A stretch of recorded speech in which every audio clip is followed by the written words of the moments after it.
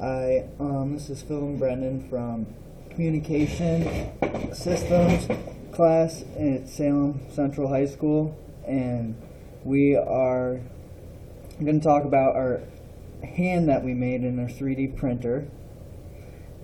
And we are making these hands for enabling the future for children in need of prosthetic hands in the area that can't afford them or get them, and we can make them with our 3D printer, which is a Prusa MK3.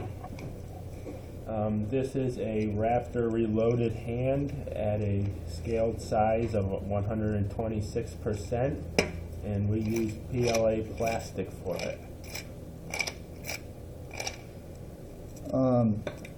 With this hand, people that are in need of prosthetic hand will be able to pick up common objects like a piece of wood,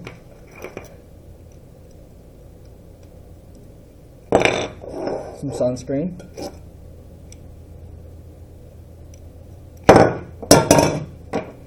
and a screwdriver. Wrench. My bad. And we are looking